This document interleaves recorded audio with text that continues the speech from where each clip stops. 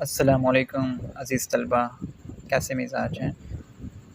آج کا ہمارا جو ڈرامہ ہے جس کو ہم پڑھیں گے وہ ہے ایڈیپس ریکس بائی سوفوکلیز۔ ڈرامے کے آغاز میں تھیبس کا شہر خوفناک مصیبت میں مبتلا ہے۔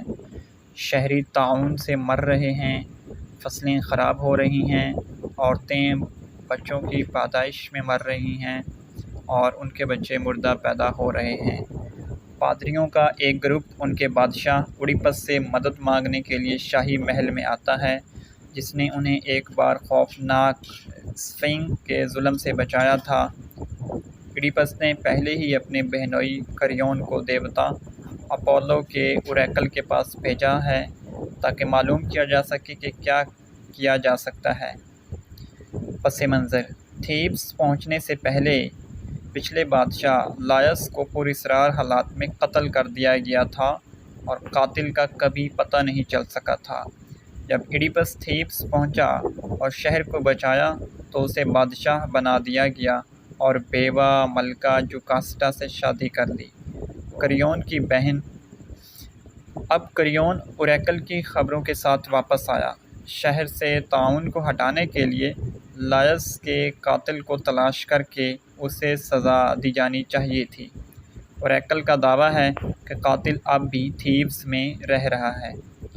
ایڈیپس نامعلوم قاتل پر لعنت بھیجتا ہے اور قسم کھاتا ہے کہ وہ اسے ڈھونڈ کر سزا دے گا۔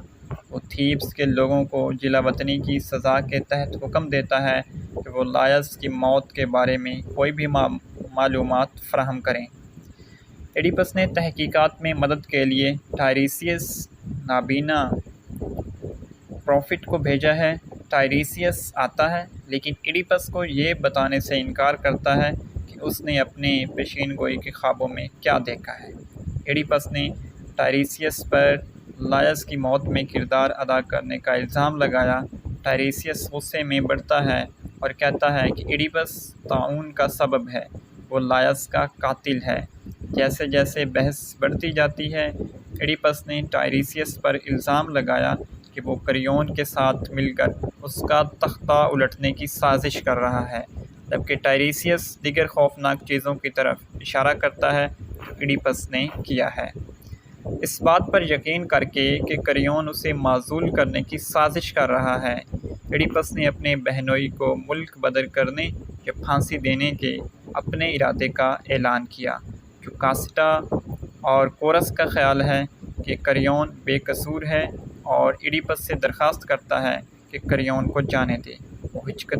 وہ ہچکچاتے ہوئے اب بھی کریون کے جرم کا قائل ہے۔ جوکاسٹا ایڈیپس سے کہتی ہے کہ انبیاء اور مریدین کی باتوں میں کوئی خلل نہ ڈالیں۔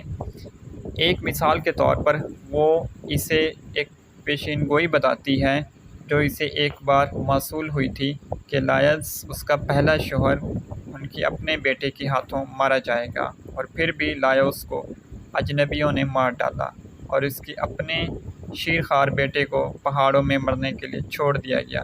لیکن لائس کو کہاں مارا گیا تھا، اس کی وضاحت ایک ٹرپل کراس روڈ پر ایڈیپس کو پریشان کرتی ہے۔ یہ وہی جگہ ہے جہاں ایک بار ایڈیپس نے کئی لوگوں سے لڑائی کی اور انہیں مار ڈالا، جن میں سے ایک لائس کی تفصیل کے مطابق ہے۔ وہ کہتا ہے کہ لائس کے قتل کے زندہ بچ جانے والے عینی شاہد کو اس کے پاس لایا جائے۔ وہ جوکاسٹا کو بتاتا ہے کہ اوریکلز نے بھی اس کی زندگی میں بہت بڑا کردار ادا کیا ہے۔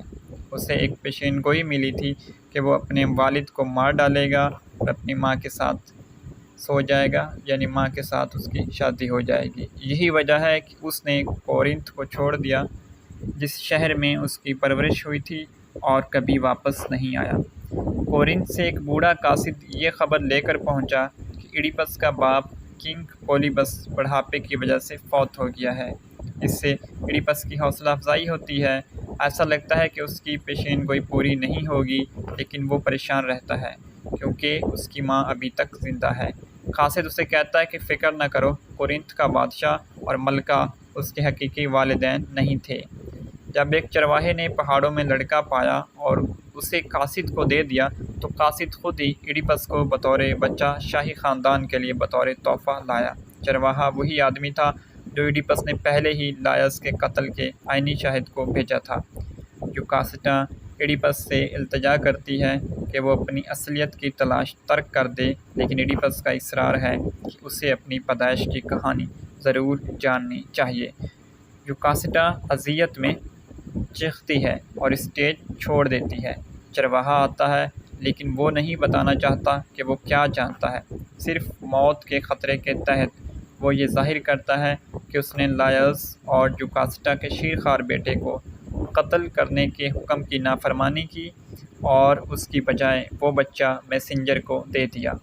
وہ بچہ ایڈیپس تھا جس نے در حقیقت اپنے باپ لائس کو قتل کر کے اپنی ماں سے شادی کی تھی۔